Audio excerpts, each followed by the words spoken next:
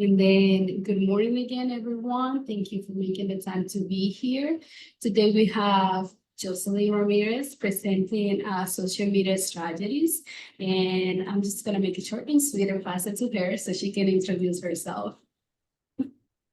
Yeah, so hi everybody. Thank you so much for joining this morning. My name is Jocelyn. I'm the chef and founder of a small food business called Todo Verde, which has gone through many different phases from farmers markets in Los Angeles to smorgasbord to catering to an LA Philharmonic concert venue, running that culinary program, to then now a product line. So, if, from day one to now, there have definitely been pivots, and social media has been really at the forefront of sharing what is going on with the company at the moment. So I'll take a deep dive into that. Let me share my screen and go into present mode. Here we go. Great. So you all should be able to see my screen, right? A little thumbs up. I see a head nod. Okay, great. So let's get into social media content creation, making sure that we have a nice, strong presence on what people see outwardly on social media. And of course, this thing is like not, there we go. Okay, I have to press down, not side. Okay, so I wanted to just start off with just kind of getting a little bit of a temperature check on where you all are with your social media presence. Do you feel like it's been a valuable, important part of how you spend your time to grow your business? What platforms are you on? Do you think that it has created the visibility that you're looking for? So many questions. I'd love to, if any of you feel comfortable just sharing a little bit about like, what are some of your main highlights, maybe challenges that you've had with social media so far. So as I kind of go through the presentation, I can make sure to kind of take note of where you are.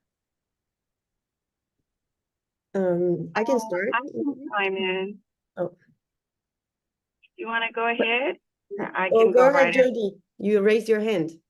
Yeah.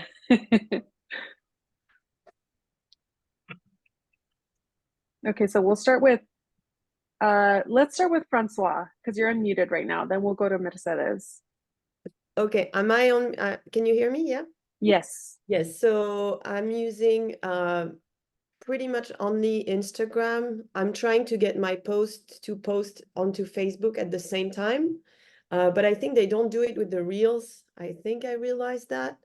I should do more of Facebook because my target market is more on Facebook. So I should be doing a lot more on Facebook. I want to change that. Instagram has been good. It's brought me some business, whether it's planners or actual direct customers. And of course I'm not doing enough. I'm not posting enough. Are we ever? And I don't do TikTok. I do Yelp when I can.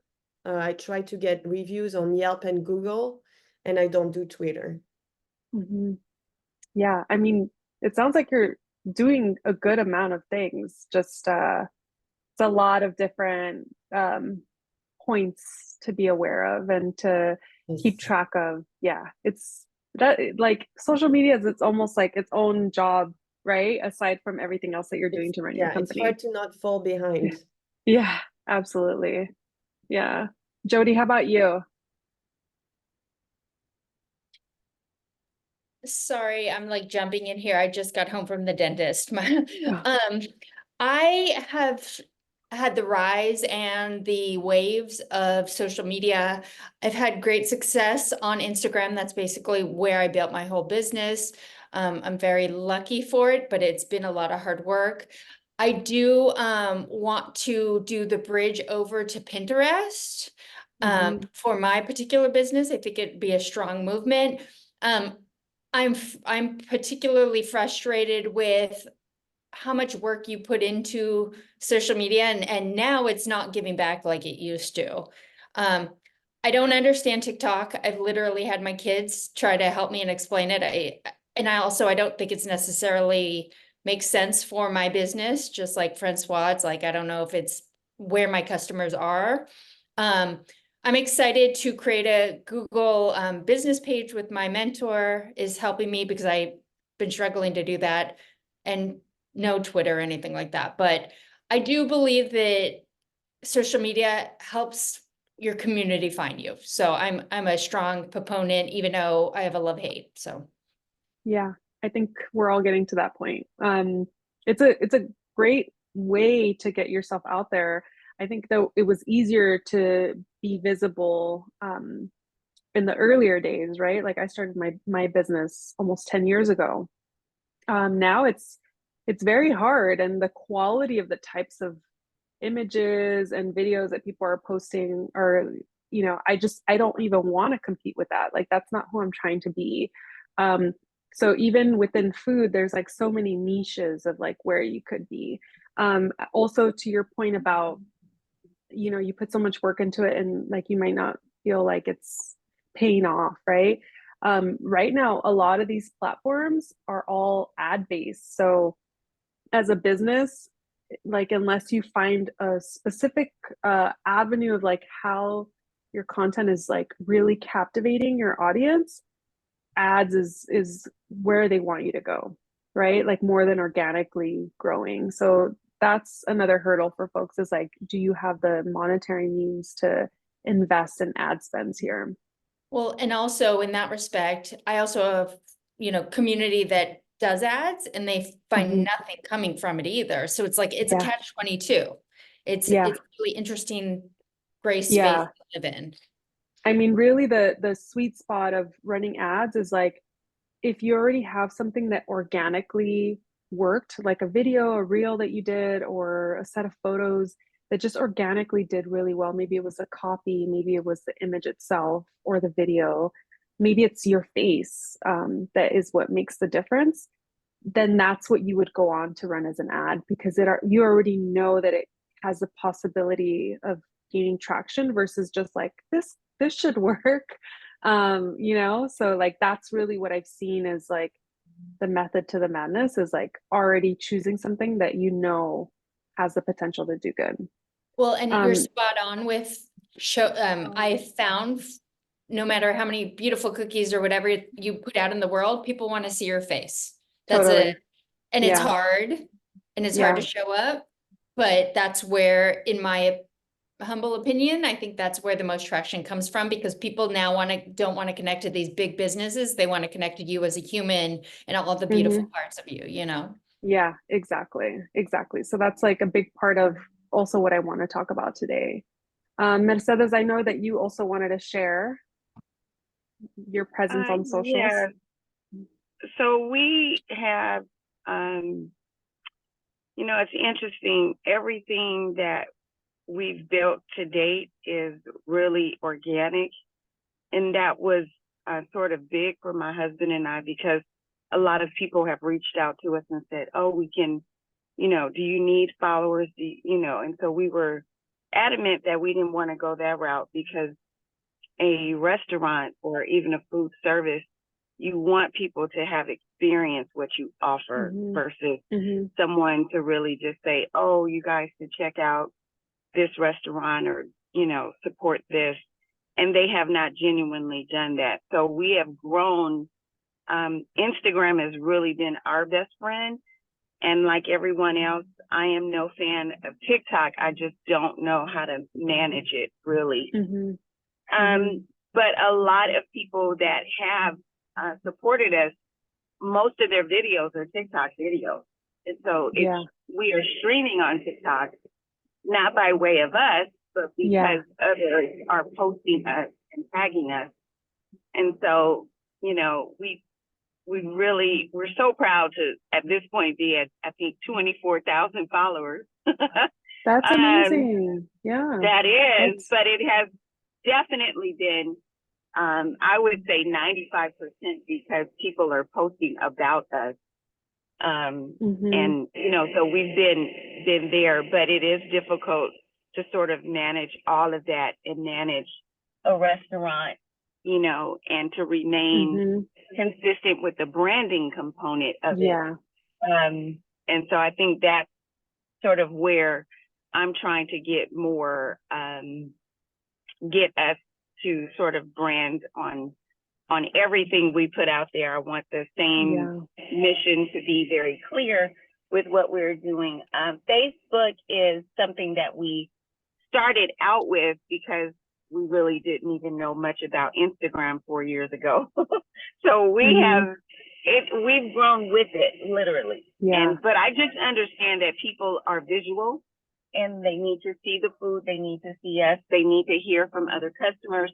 And so, you know, I make it a point to sometimes select a customer that's dining with us and ask them if they're okay with sharing their experience. And so luckily, people will go on camera with me, and I do notify them that you are going to be on social media, sort of just to, you know, get the approval from them. Everyone is not okay with it. Sometimes I've just used their voice and there's been no image, but, you know, I want people to hear from actual customers. That's important to us. Yeah, no, this is great. I mean, thank you all three of you for sharing. I think a key takeaway here is, you know, as you're working with each of your advisors, to really hone into like, who is this target demographic? Who is this specific person who I'm trying to really capture? And where do they live in terms of social media platforms? So, you know, for Jody, I heard Pinterest. For Francois, I heard Facebook. For Mercedes, I heard Instagram. You're all kind of maybe a little curious about TikTok, but you're not really sure that it's for you. So that's like a good place to be, because you don't have to be everywhere. Like I tried TikTok pretty heavily for about a year, and we had a few viral videos, nothing over the top. It wasn't necessarily translating to sales.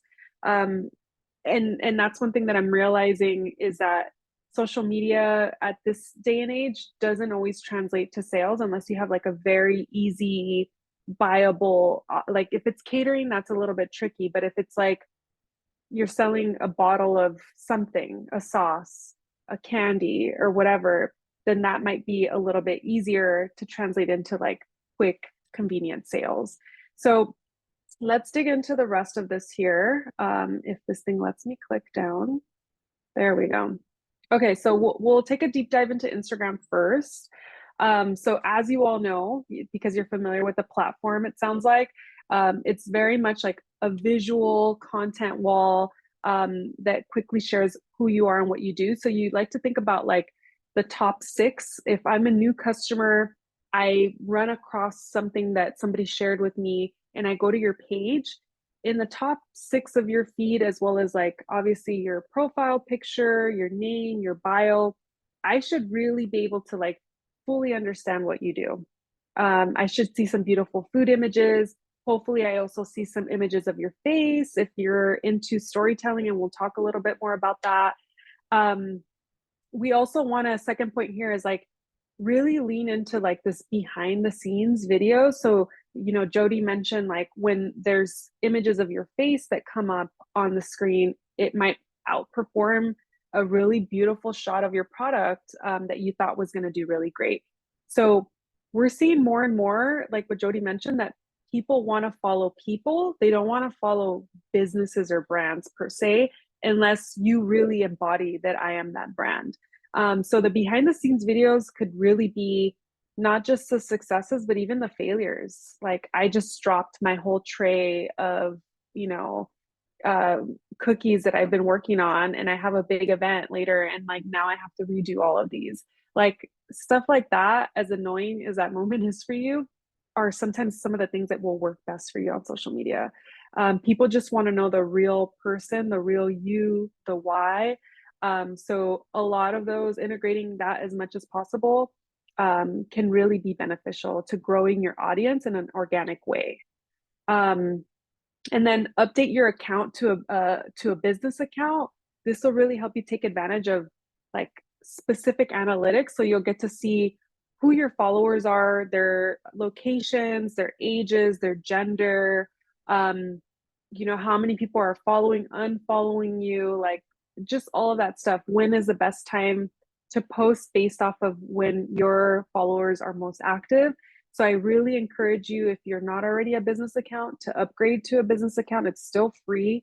And then you'll really be able to kind of figure out how to best engage with that audience. And it'll also I know with some of the clients that I've been working with, we have taken a deep dive into this demographic.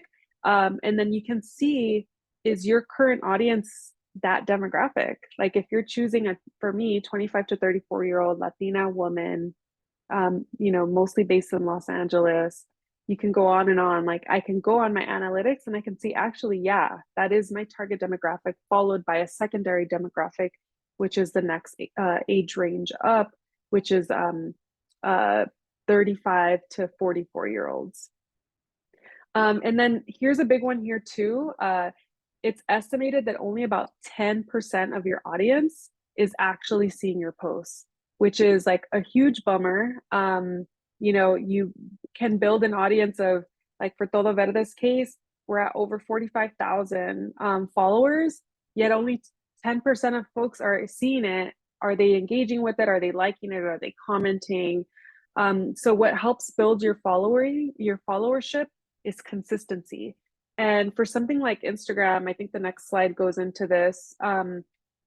It's going to be really integrating like different forms of engagements, like including polls on stories, as well as in feed posts, which now you might see a lot of people are doing. Like they might pose a question and be like, what do you think I should do? Should I do this or this? And people are like voting in the comments of the post itself. Like you have to really figure out like what are the best ways for people to engage. DMing, commenting, all of those things are going to help you create a little bit more traction and visibility. You want people to comment, you want to respond back to the comments, you want them to save the post as well as like the post. If they share it, even better. All of those things help to create little engagement points that help you create more visibility to more people. I don't know if this is getting cut off for you all, but for some reason this is like a little bit, it is getting a little bit cut off. It like cuts off right there, so we could still read it, but I'm not quite sure why that's happening. Let me try to go to present again. Yeah, it's cutting off. That's so weird. Okay. You want to create interactive posts for sure, like new recipes. And like I said, for my account, I'm not trying to be that super perfectly lit by the window recipe video that just feels like it should be on Pinterest. If that is your vibe, totally do it. I feel like mine is just more like a real person just in their kitchen doing, just playing around with food. So figure out like what the method to that madness is for you. Like I know some of the ones that have performed really well for Todo Verde in the past is, there was one time where we were just in our commercial kitchen at the Ford, at the concert venue that we were at. And it was just literally me dumping a bunch of ingredients into a blender, wasn't beautifully shot, then dumping all the blended stuff into a pot, mixing it around. And then at the end, I'm like making a quesadilla and eating it. It was like pretty much 4 shots in that, sometimes the things that you think, oh, like I'm just barely like putting any effort into this, I'm just piecing it together and putting it out there, are the things that end up doing well. Same thing happened with a video that we did for TikTok where I literally was just like sitting at a table and I was like kind of daydreaming and doing this. And then we pieced together these videos with a sound that was trending. And it was just like POV, like I was still thinking about these old cooking shows that I grew up with. And it was like PBS, like Rick Bayless, Chef Ming, if you're familiar with all those chefs. And that video went viral. So, and it was like very low tech, like no lighting. Sometimes those are the ones that work best. Any new menu items, or maybe you're like speaking on the menu items, or like trying to figure out something really funny to do to engage people. Like one thing that I've seen that maybe you have, but on my feed, I've seen trending is like people holding like a menu item or agua fresca, and then somebody like splashes like a bucket of water on the person in the shot, and then they're like shocked because they just got all wet, but then they're like, we have delicious agua fresca. Like it's so silly now what people are doing, but that's the way that they're announcing new menu items. So it's more that it's like creates an opportunity for like fun engagement.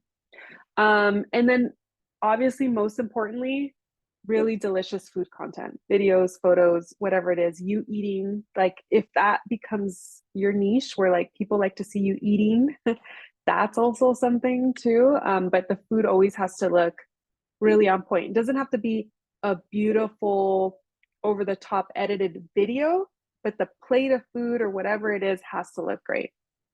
And then craft captions that resonate with your audience. So depending on who your audience is, they might like really short, sweet, to the point captions.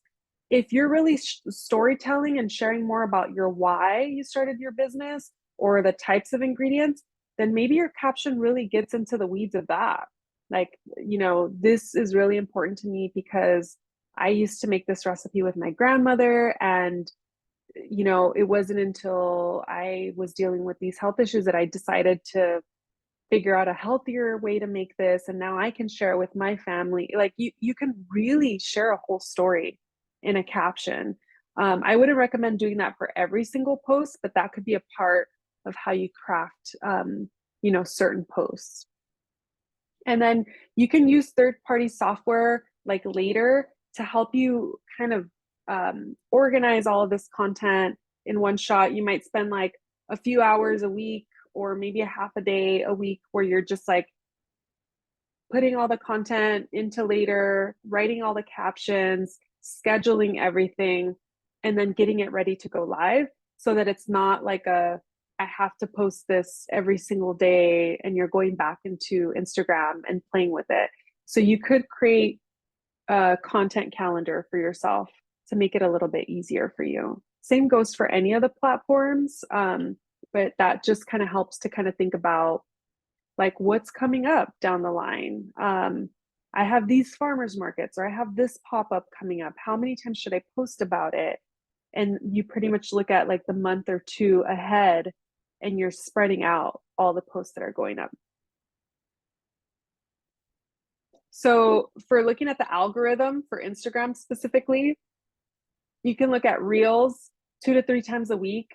I highly recommend for Reels. Like I see a lot of folks post photos in a Reel. So it's like a carousel of photos, but it's like in a video format.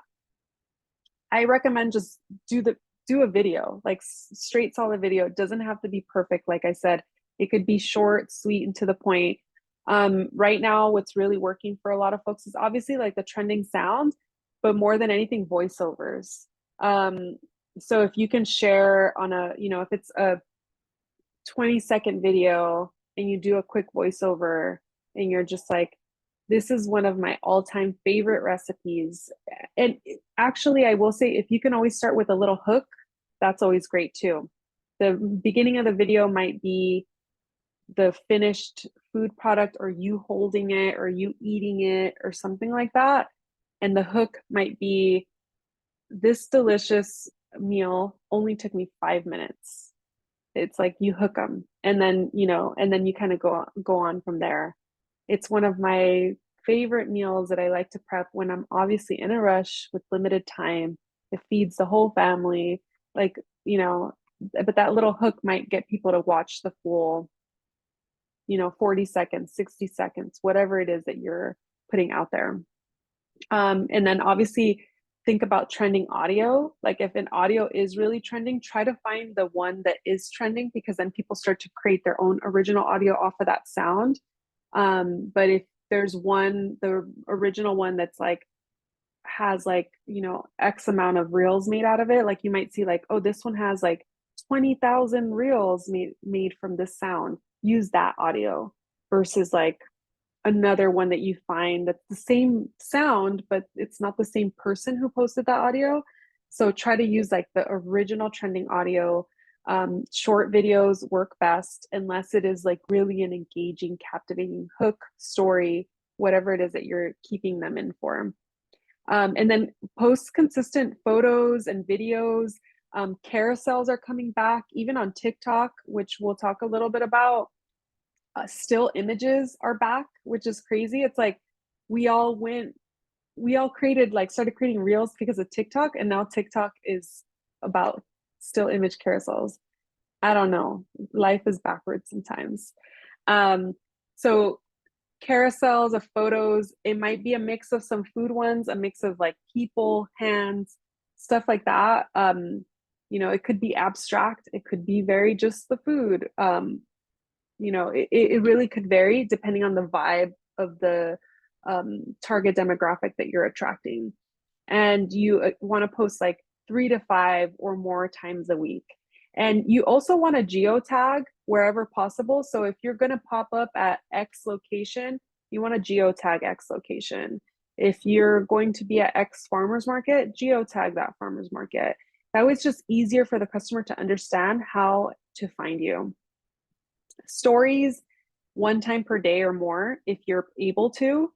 One thing that you can do in terms of like trying to keep the branding, especially if you're like resharing something, because on stories, don't think about it just as like I have to share me talking or our information. Like if you find content that's produced by some other content creator that makes sense for your business. So for me, it's kind of like Latino memes, like funny food related Latino memes or something like that. I could reshare that in stories. It's not content that I created at all, but it's creating some visibility and people will DM and laugh at it or whatever. But I usually make the background color of the story the color of within my brand scheme. So what you would do for that is you have to have I have pretty much like my company colors are saved as photos in my favorites album of my phone, like in my album of my phone. And so essentially what I do is I have to add that photo from my favorites into the Instagram story. Then I use the dropper to get the color, and then I make that the color of the background, then I delete the photo. Does that make sense? I'm kind of explaining when I might need to visually show you this. So if we have some time, I can visually show you what that looks like. And then IG Live, I will say was really the it thing to do during the pandemic. Some people still do IG Live, but it's not as popular unless you can make it again like interactive. So I know some creators will just go on and they're just like, hey, here I am, it's my Tuesday morning check-in. What do y'all got? Like, what's going on? This is what's happening with me. Like, I've seen people just like literally sitting down in a chair and they're just like, I'm so tired. This is what's going on, la, la, la, la, la. Like, if that works with your audience, you could do that. Or you can hop in there and you can say just quick updates of what's going on with your business this week. And then share that as a post afterwards. Whenever you're doing an IG Live, whether you're like doing a Q&A, if you're interviewing anybody and having multiple people, like I did one a couple months ago where it was 4 of us who are founders of CPG products, and we were all launching at Bristol Farms. And we were just talking about what it takes to get into a store like Bristol Farms, stay on shelf, demos, like being a woman founder, all that stuff. So then once that IG Live is over, you can go ahead and post that and make it a collaborative post so everybody can have it on their feed. It actually, the person who was supposed to share it with everybody, it deleted, which was unfortunate, but that happens sometimes. But when you're going to do an IG Live and you go live, just start. So many times I see people like an IG Live, they'll start it and they'll be like, hi, welcome. Oh, hey, Jody, I see you there. Hi. And they're like going for a while, like waiting for more people to join. People are going in and out of lives. So it's not like you're going to wait and get like 50 people that show up. People are going in and out. So just start it as if it's literally like a live broadcast. And you're just like, hey, everybody, welcome. My name's Jocelyn, and I'm going to be sharing a little bit about what's going on this week with Dolo Verde. We have this and this and that, and I also want to share this and this and that, and you just go right into it.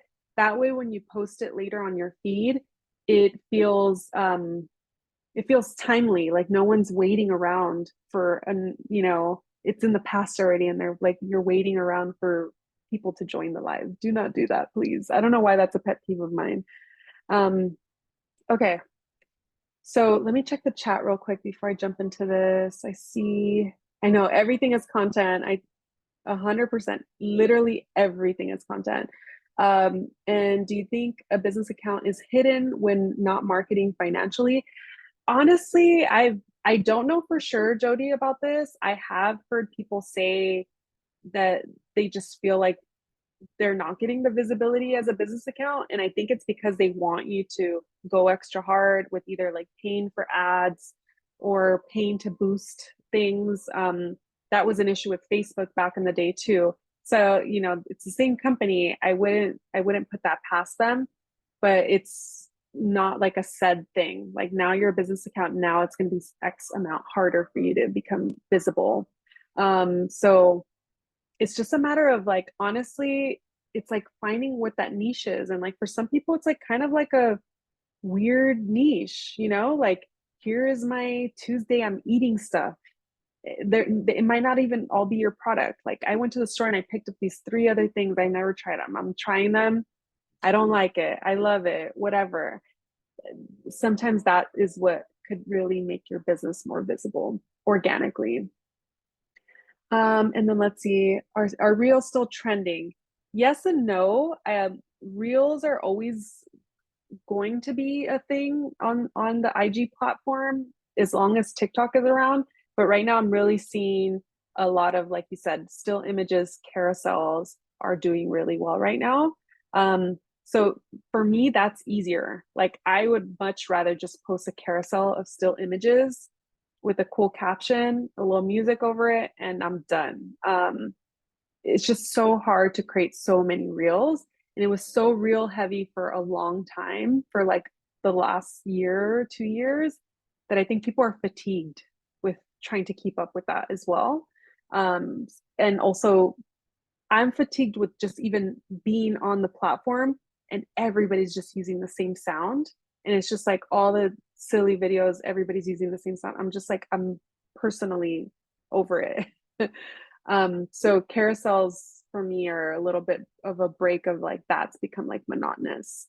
And then for an IG live, I have not downloaded one. Like, I don't think you can download it into your phone, but as soon as you finish posting an IG, you finish up or you close an IG live, it prompts you to be able to post it onto your, right onto your feed. So what I recommend is to already have the image that you want as like the tile that's going to be the cover, already have that prepared ahead of time or something that's easily accessible to you. And then also, because sometimes in the IG live, I can't find, like if you kind of scroll around the IG live, I can't find one where like my face isn't all like talking. So it's nice to just have like a picture of you already, where you're in that setting where you were just on the IG live.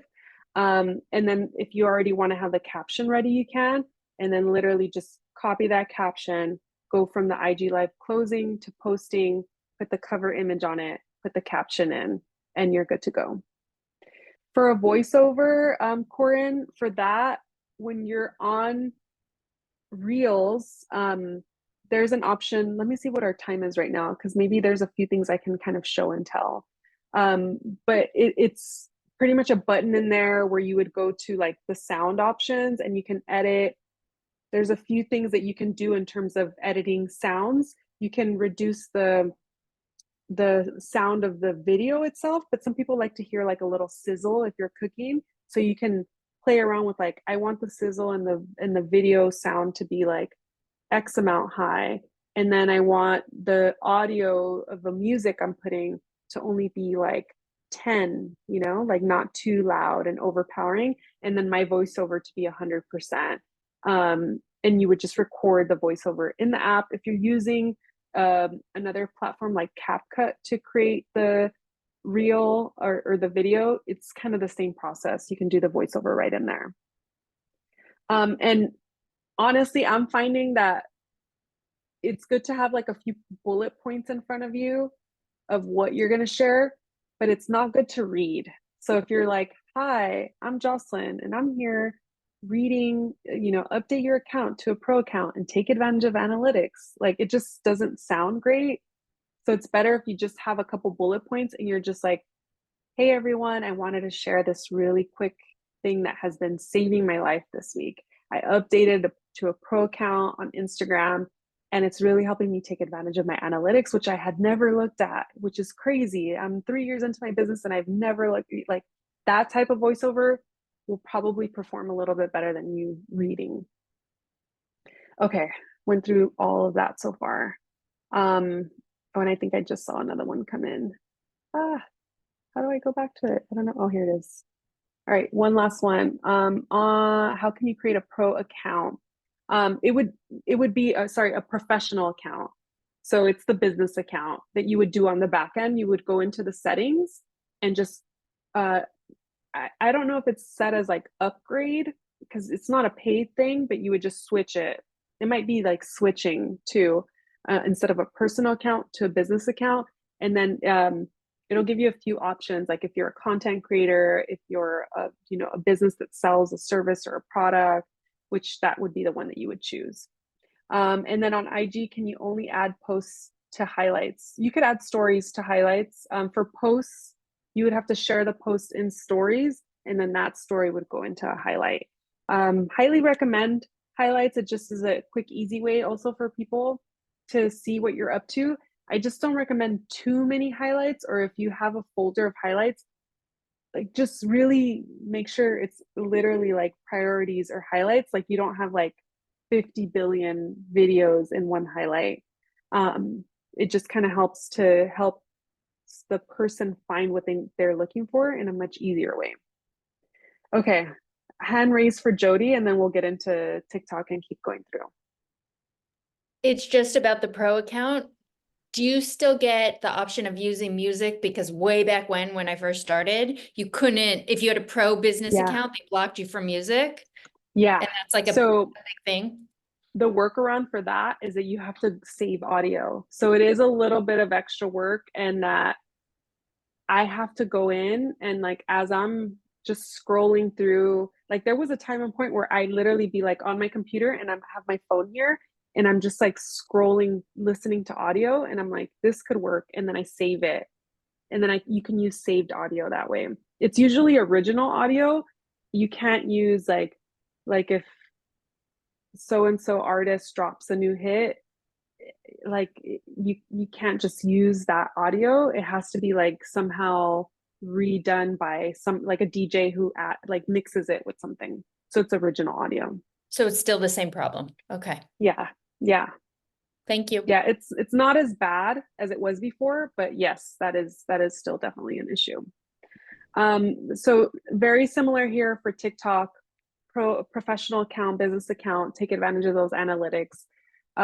Same thing goes, keep it interactive, the new recipes, making sure that you're very like food content specific, beautiful food photos, or videos. And again, what I mean by that is like make sure the plated food item looks great. Crafting the captions that resonate with your audience. Like I said, for this one, the still images are coming into play a lot here.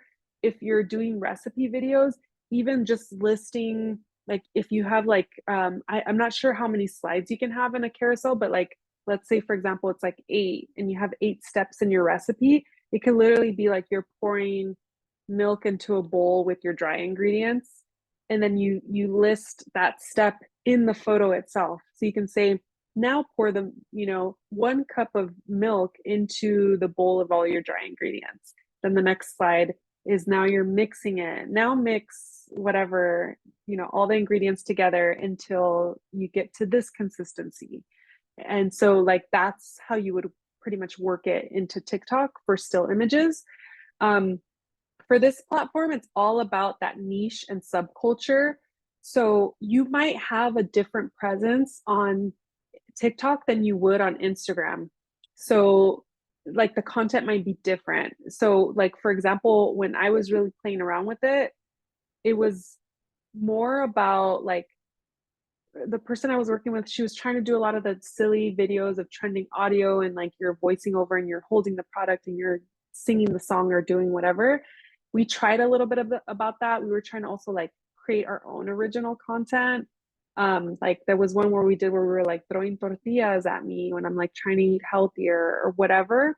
It's like trying to find like that subculture that makes sense for the audience on TikTok that doesn't want to see the exact same things that you're posting on Instagram. So it might be like more funny content, more kind of not as finessed content. Like it might feel a little bit more like rough around the edges in terms of editing. That could make sense here on TikTok. And then you could also do the high quality videos too. No matter what, you always want to do vertical videos. I see a lot of folks who, if this is my phone, actually I have my phone in my pocket, you're filming landscape or taking pictures landscape, always vertical, always in portrait mode, just to make sure you're always filling the screen. And then finding the right times to post and engage with your audience. For us, that was midday. For your audience, if you have like a night, like there was somebody before who had like a alcoholic beverage mix, you want to do that at night, or maybe like when people are more prone to like drinking an alcoholic beverage, like find the time that makes sense for your audience. For Facebook Meta, so Francois, and you were talking about this for your specific business. Oh, I don't know why I did that. Let me go this way. Okay. So for that, you want to make sure that all of your like business product information, hours of operation, everything, because you have more space to include more information about your business in Facebook in a business profile than you could on IG or TikTok. It's more than just the bio. You can add links and like do a bunch of stuff there too in a different way. Make sure it's a business page that is able to, create shareable events. So you can even put on there like a pop-up that you're doing and invite people to it. I would definitely take advantage of that. If you are doing an event page, which I have here, make sure that you link back to like I've done events where like I am doing like vegan street fair. Let's just use that for an example. And vegan street fair has the event on their page.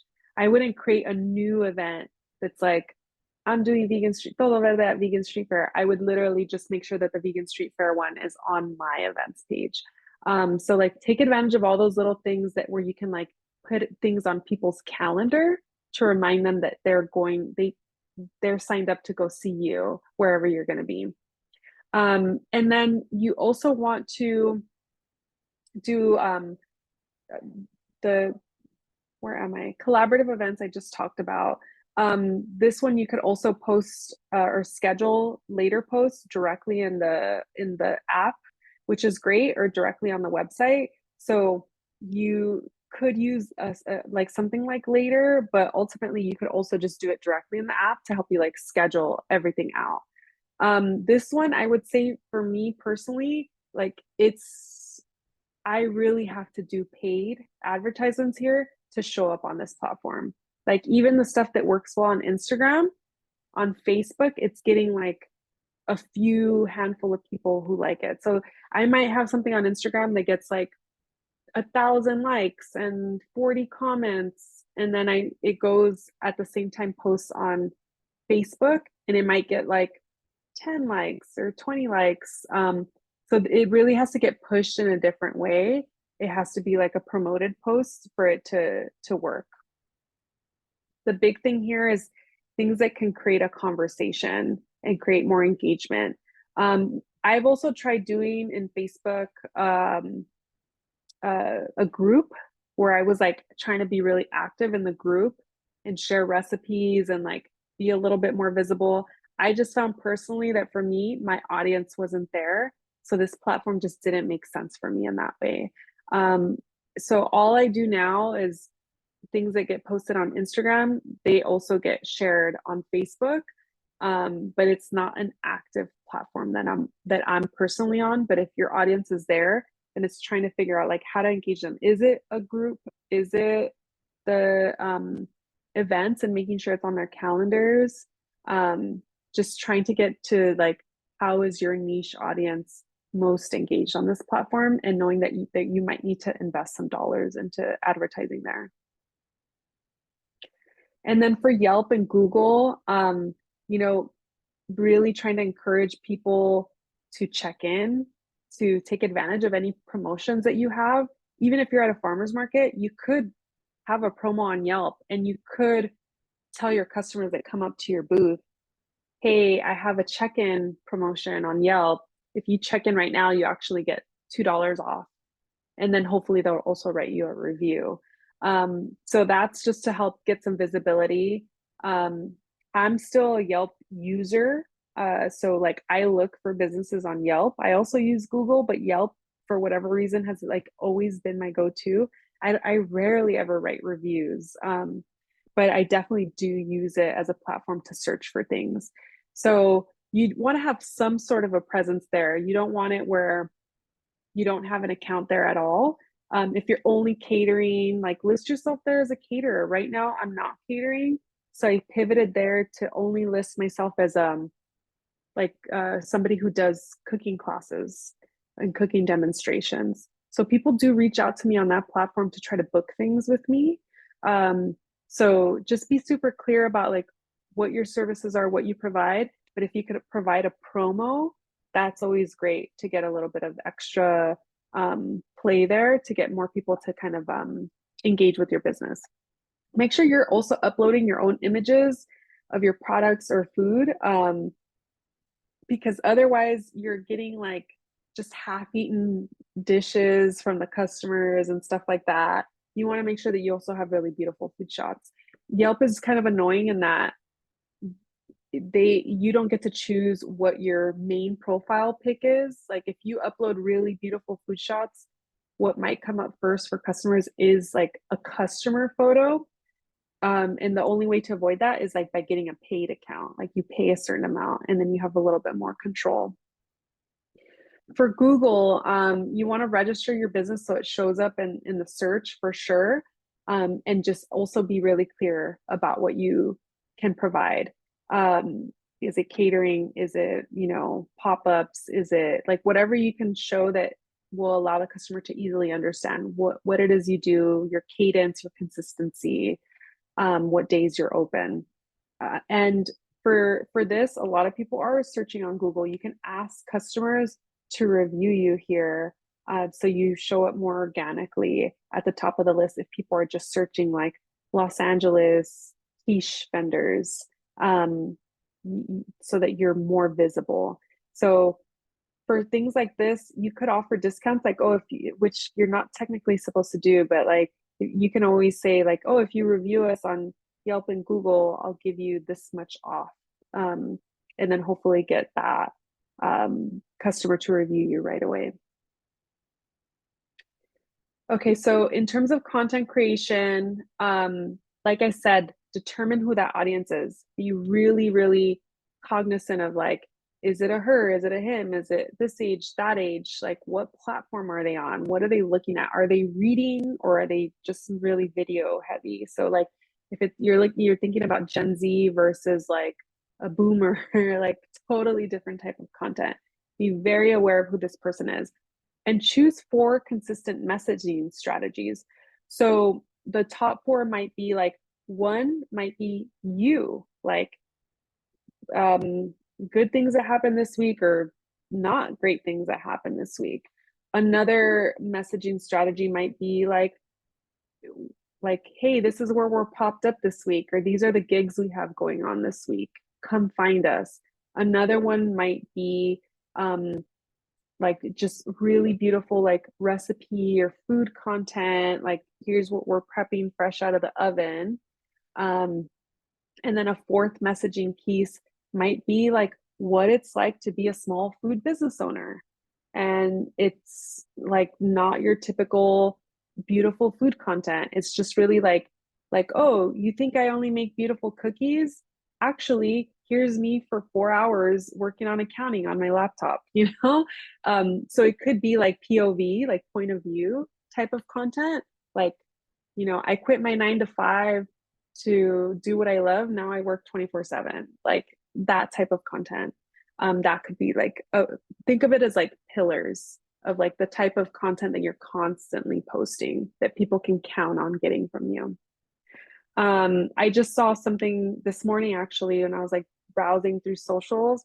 There's this woman who posts recipes, but she's been posting about her fertility journey, and like that's what's getting a bunch of comments and visibility for her account. I hadn't really engaged with her account, but that one came up because that particular post came up because like so many people were commenting on it.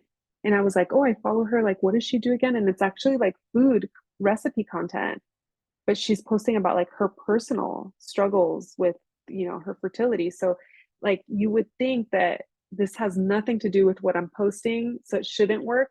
But sometimes, again, people want to know that you're a real person dealing with real life issues.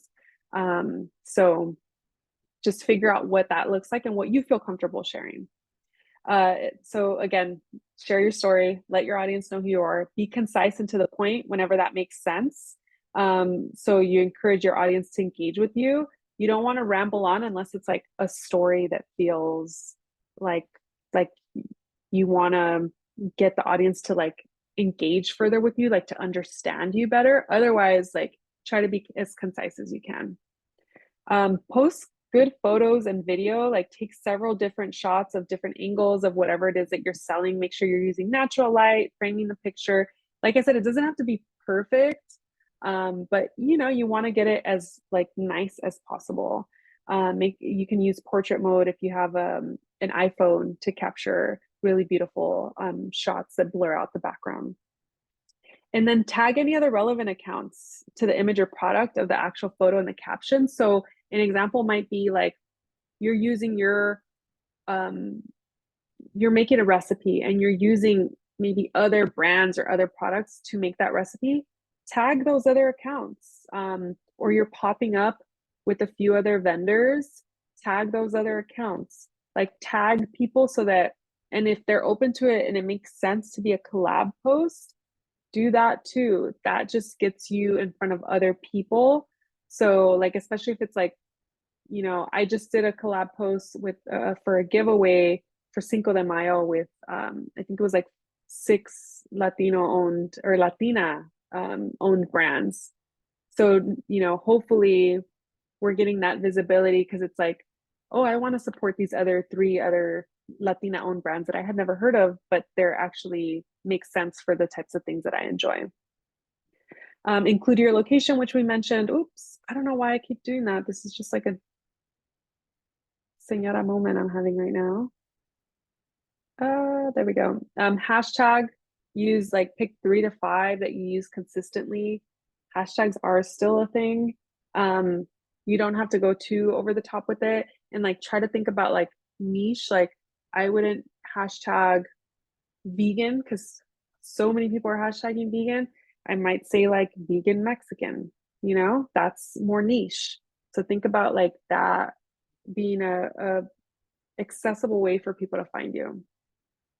And then we won't get into this explore page, but like, yeah, this is just like how people are using Instagram, for example, as a search engine. So they might be searching for plant-based. And if you tag that amongst other things, how you might become like a visible option for them to find you on their search within a platform like TikTok or Instagram. Let me look at our time because I know people also have questions. We'll go into just a few more minutes of this and then I'll open it up. So influencers typically have around like 10K followers around there. But the big thing, and they could be micro influencers if they have less than 10K. The big thing here is that they have a high level of engagement. So the way that you can track that level of engagement is like, here's this scientific formula, proven facts here. The number of followers plus the number of number of likes plus the number of comments on a particular post divided by the number of followers will give you a percentage of engagement rate. So if they fall below 4% engagement rate, avoid paying for posts. Most of us here are probably not paying for posts, but a lot of people might ask you for free stuff like, oh, I'll come by and I'll shoot some stuff, if I can get like a free meal, don't just look at like, oh wow, they have 100,000 followers, oh wow, they have 20,000 followers. But then when you actually go to a few of their posts and you review further, you might see like it looks like all bots that are liking their stuff or commenting on their stuff. So it's like not real people really following them. Like they might have paid for followers, or it doesn't really get a lot of like their posts aren't getting a lot of traction. Don't waste your time with that. Don't look at just followers, look at engagement.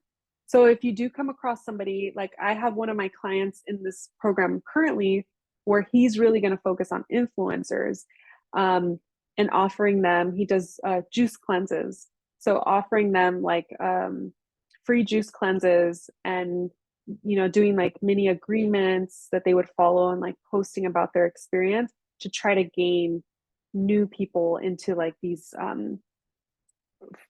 opportunities of adding people into the juice cleanse cycles that he's doing.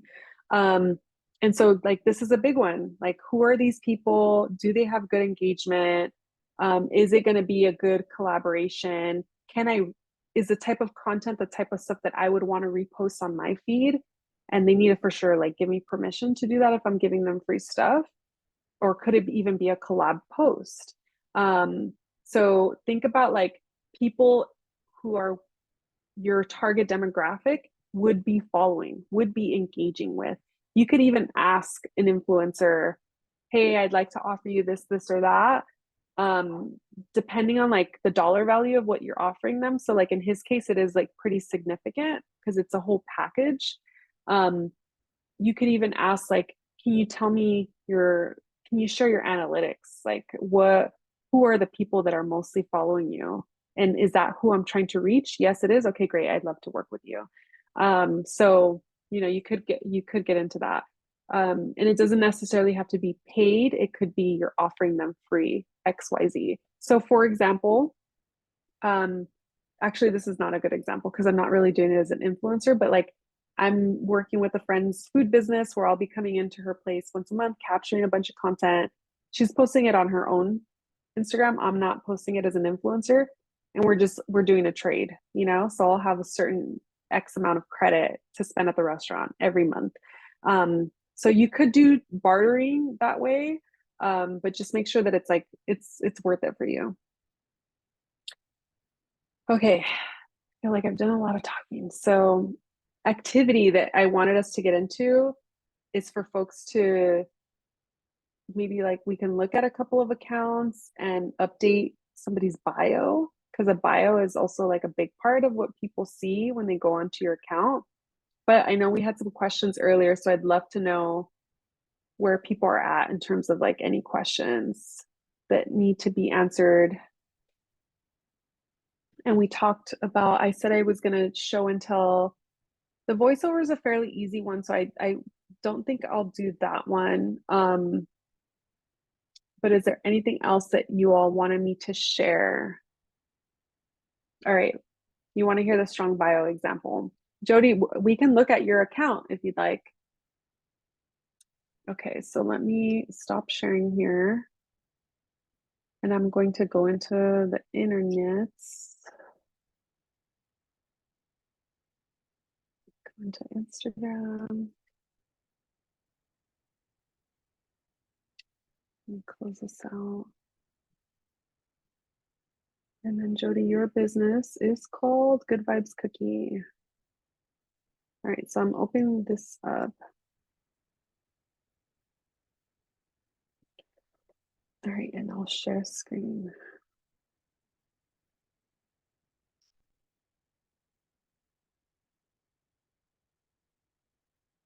Okay, so you should all see Jody's page up. Is that right?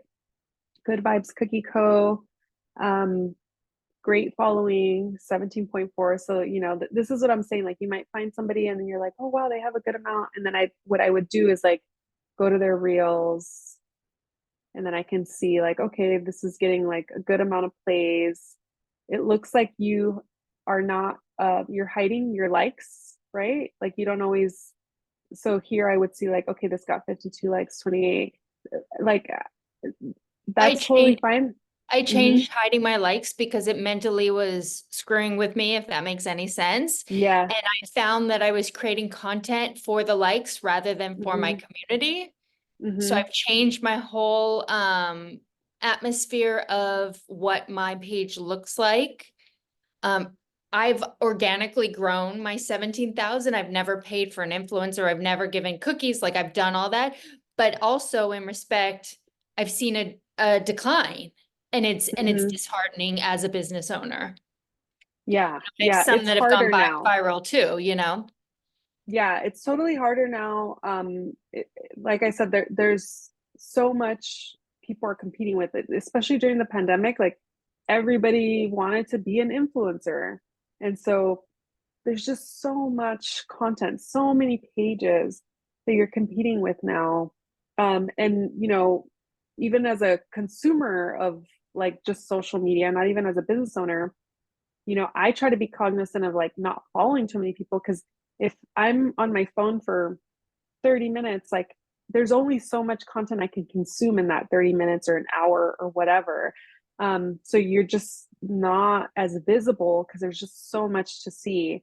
So yeah, it's definitely tricky. I like, but that's what I use to kind of gauge like your engagement, right? So if I'm not seeing the likes, then I might be like, oh, I don't know how engaged her audience is. This is just for me, like looking to work with an influencer. So you don't have to change this per se, but that's just like what I look at. Like, all right, what are the comments? I would go in and see like, are people commenting? Like, this looks like it was a very engaging post, you know? I got like, I think I had over 85 comments on this post. Yeah. Yeah. So it's like, all right, how do I create more content like this as a regular pillar of what I'm doing? This is probably, you know, a bunch of congratulations because it's your anniversary, right?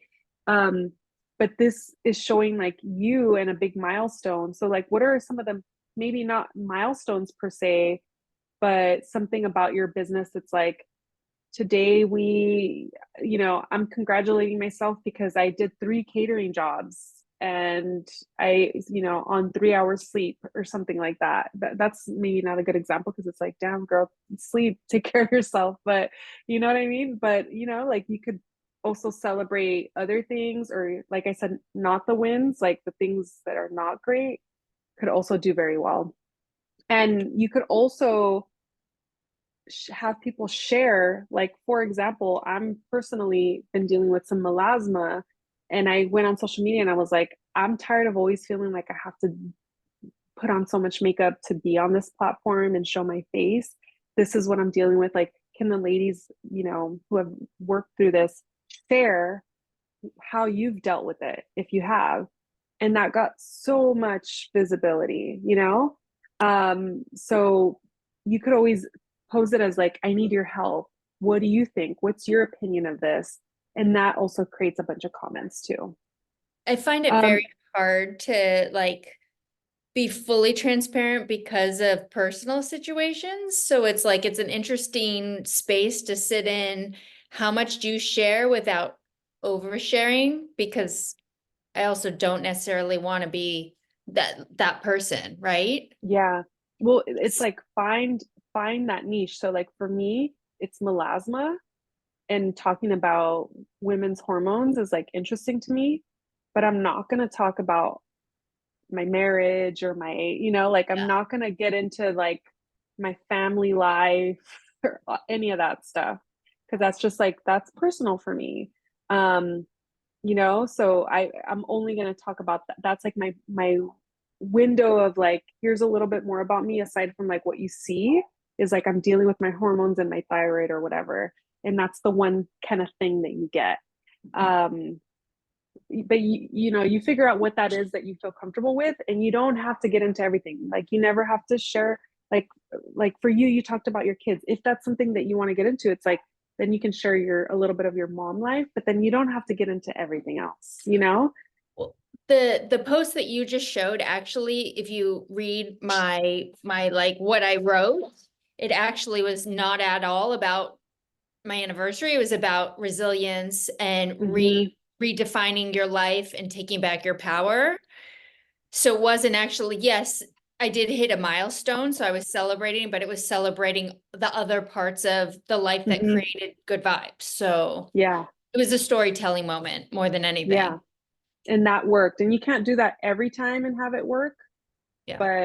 But you know, you figure out like what that could be for your company every now and then. Like, is it every couple weeks? It's like, here, all right, here we go, you know? I So think that you don't fatigue people.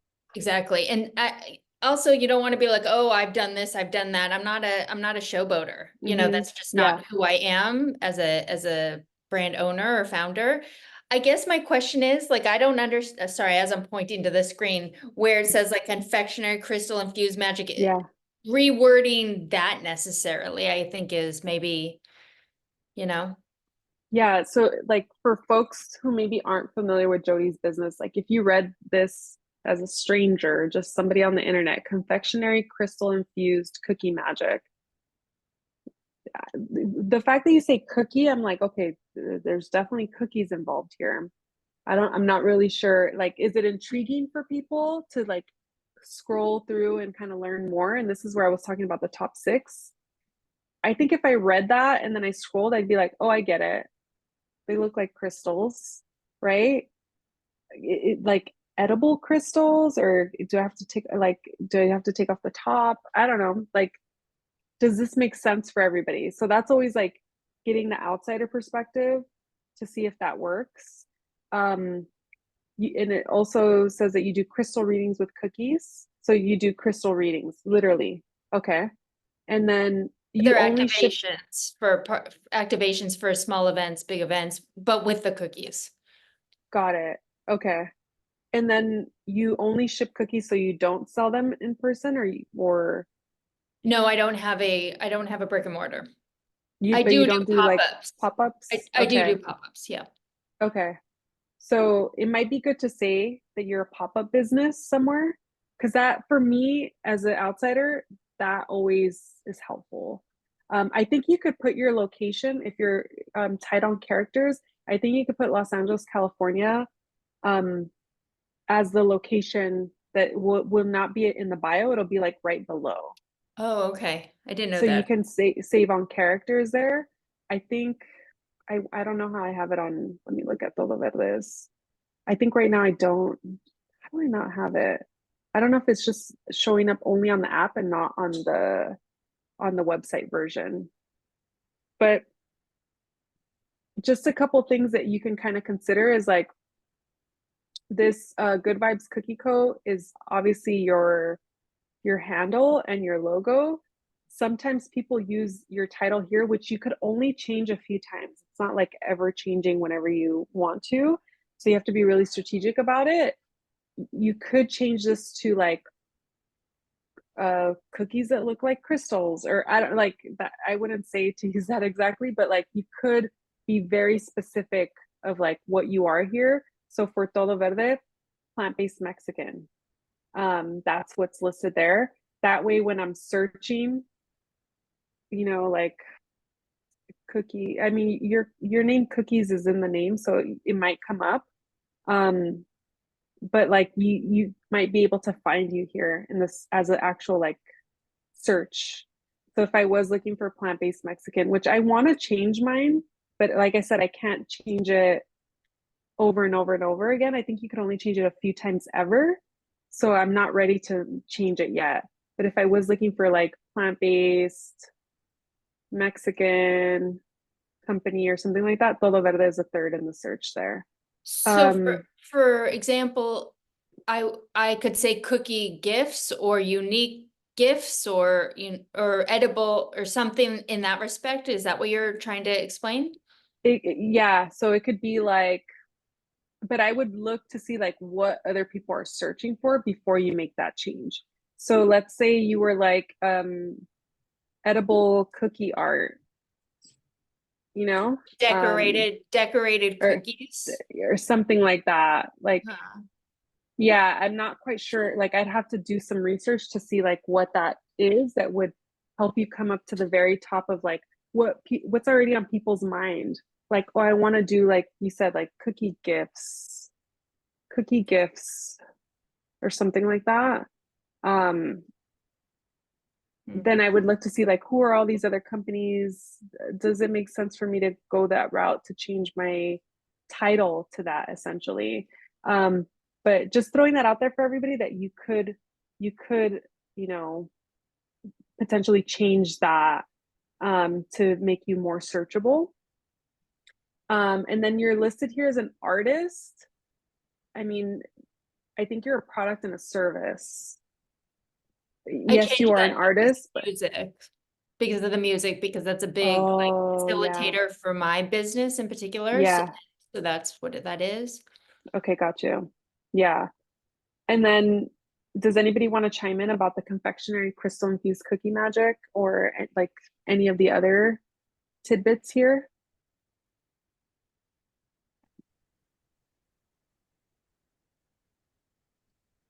And if not, that's totally fine. Also, But how do you search what other people are looking for? I'd have to look to see if there's like a specific platform. But like for SEO purposes, for like a website, there's platforms like Moz and others. So I'd have to look to see like what if there I are guess, specific ones that yeah. show you what people are searching for on Instagram, particularly. That's what I guess what I'm asking as for changing Yeah. the title.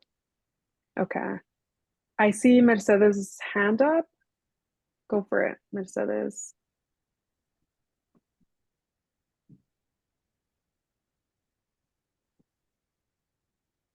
Do you still have a question, Mercedes?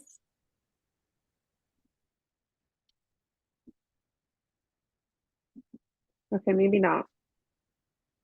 If so, sorry, we can't hear you. I can't hear you. I don't know if anybody else could hear her.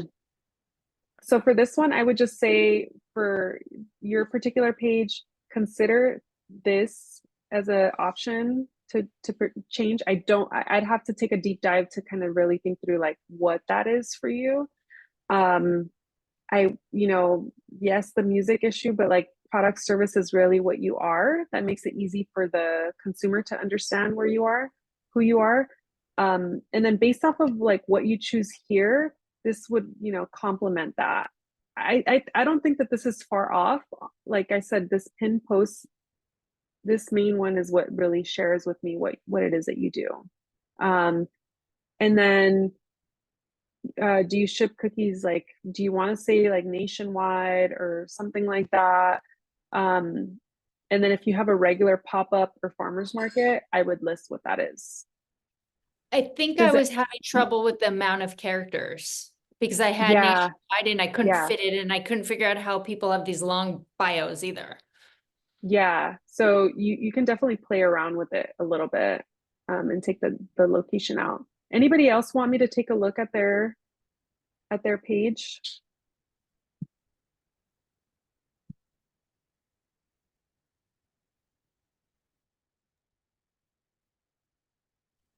Sure, if you don't mind. Yeah. It's brulee.la. Oh, there we go. Okay, great.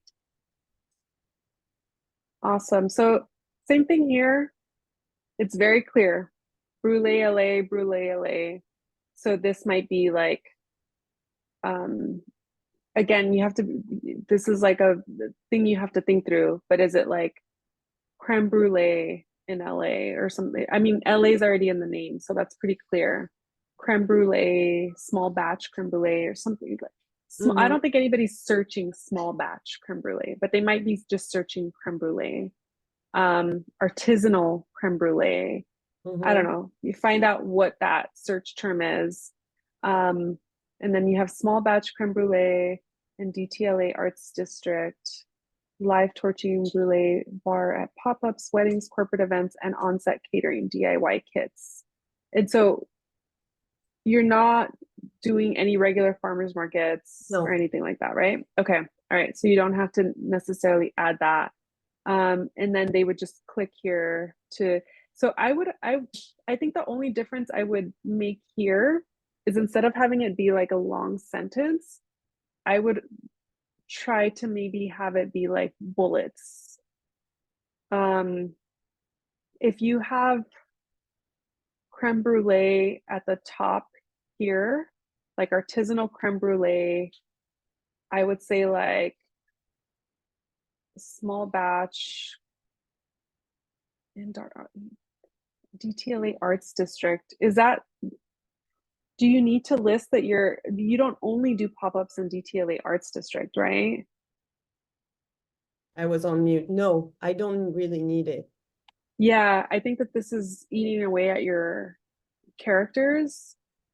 You don't really need to do it. You could add Okay. your address. You could add the Craft the Kitchen address as your location for the business and take that out. And then I Okay. would do bullets. Like, I do like that it's like live torching. So you can say like, activate your live torching, activate your wedding. Like, we could think about the way to kind of reframe the wording, but it's Uh-huh. like an activity that people can have Yes. at their events. It's not just only catering. It's like something cool that people could be like, whoa, look at that, she's torching Right, she's right. so that you could put like a little flame emoji, Mm. and be like live torching activation.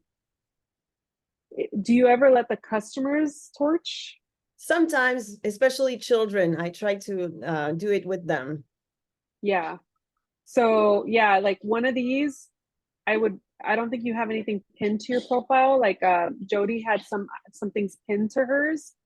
If you pin one of these at the top, Uh-huh.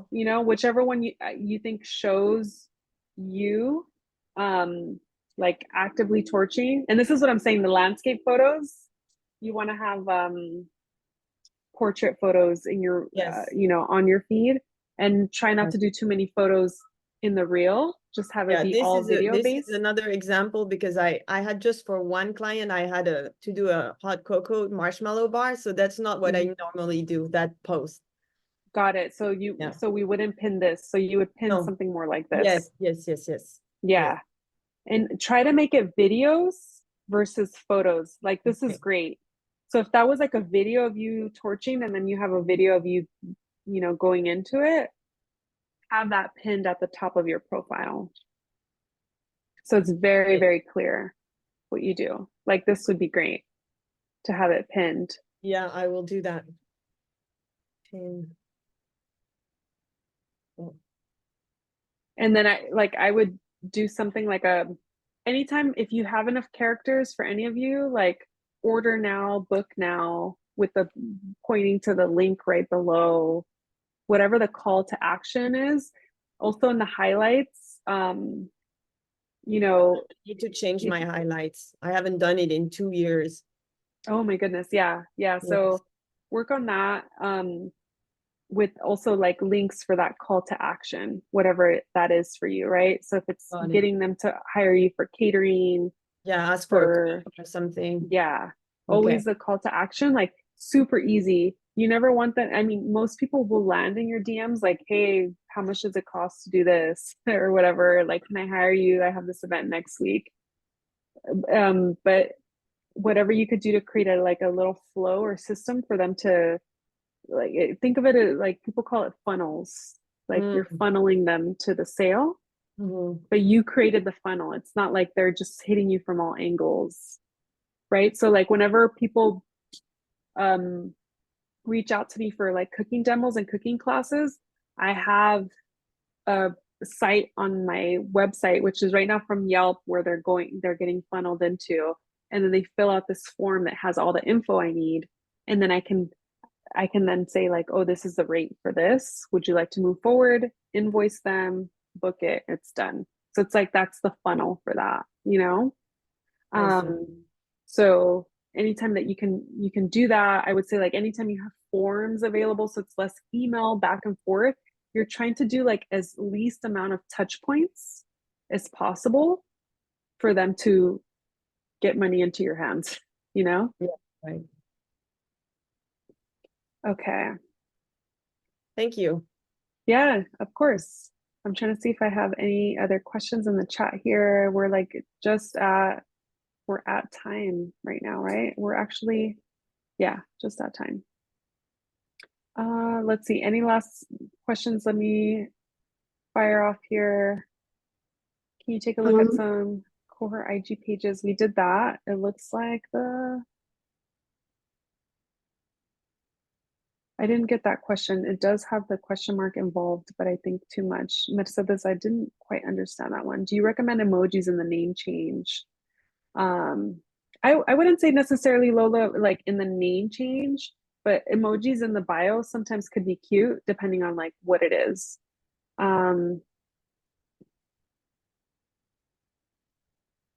Let's see, anything else? I think I kind of caught everything there. Okay, any other last minute questions coming up for folks? Hopefully this was helpful for people. Social media is like a never ending, like we'll talk now and then next week there's like a new algorithm thing. I've seen some folks lean heavily into AI.